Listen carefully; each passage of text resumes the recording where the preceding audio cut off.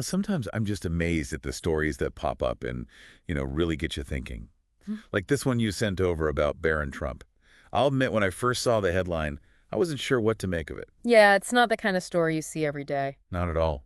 I mean, Barron Trump running into his former nanny, Yeah. and she's homeless, It definitely grabs your attention, that's for sure. for sure.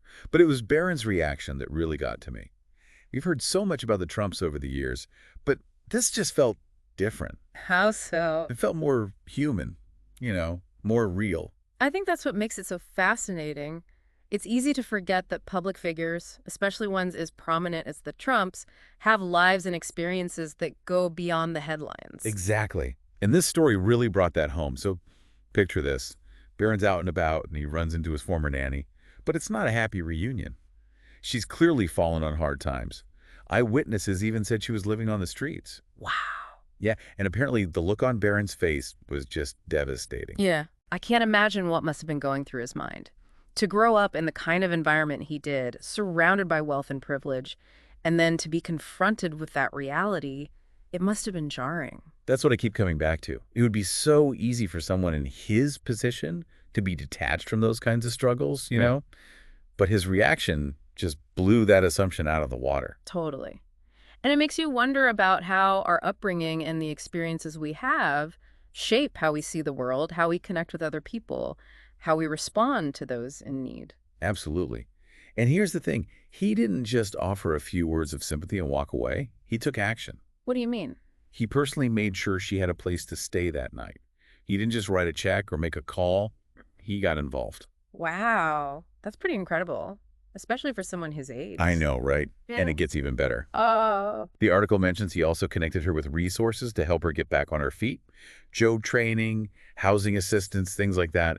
He didn't just provide a temporary fix. He wanted to make a real difference in her life. That speaks volumes about his character. It really does. And it makes you think about what drives someone to act with that kind of compassion. Is it a sense of duty, guilt, genuine empathy? It's hard to say for sure. It's probably a mix of all those things, I imagine, but the fact that he acted at all is what's important. 100%. But, as inspiring as this story is, it also highlights a much bigger issue. You mean homelessness? Exactly. It's a reminder that this isn't just some abstract problem, Yeah. It's affecting real people, people we might even know all across the country. And it can happen to anyone from all walks of life. And this story with Barron's former nanny, it really puts a face to the problem. Absolutely. It reminds us that homelessness can touch anyone, even someone who was once entrusted with caring for a child in such a high-profile family. It's a reminder that life can change so quickly, and for anyone.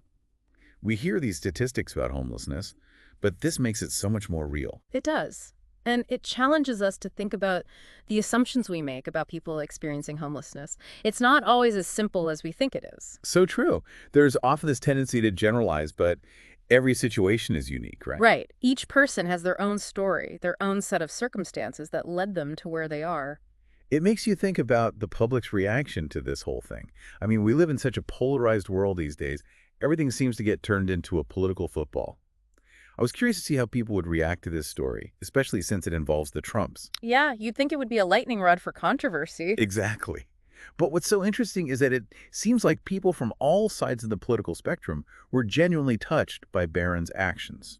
That's what struck me too, is like this story, for a moment, transcended all the usual divisions and reminded us of our shared humanity. It's like everyone just saw a young man doing something kind, and they connected with that. I think that's the power of compassion. It has a way of bringing people together, of reminding us of the things we have in common, even when it feels like we're constantly being pulled apart. Makes you wonder if that kind of empathy could be a catalyst for change. In what way? Like, what if we started approaching issues like homelessness with more compassion and understanding? What if we focused on the individual stories, the human element, rather than just the statistics? That would certainly be a shift in the right direction. I think we often get so caught up in the politics and the policy debates that we forget about the people at the heart of it all. And speaking of people, I can't help but wonder about Barron himself. He's still so young, and I can't imagine that seeing his former nanny in that situation didn't have profound impact on him. I'd say that's a safe bet. To experience that firsthand, it had to have challenged his perspective, his understanding of the world. It makes you wonder how this experience might shape him moving forward. Definitely. It could have a lasting impact on his values, his priorities. Maybe it inspires him to get involved in social causes, to use his platform to make a difference. Or maybe it just reinforces the importance of empathy and compassion in his everyday life. Even if he never speaks publicly about this, I'm sure it's something he'll carry with him. We've talked about the complexities of homelessness, the power of compassion, and the potential impact on Barron. But what about us? What can we, the listeners, take away from this story? I think the key takeaway is that individual actions matter.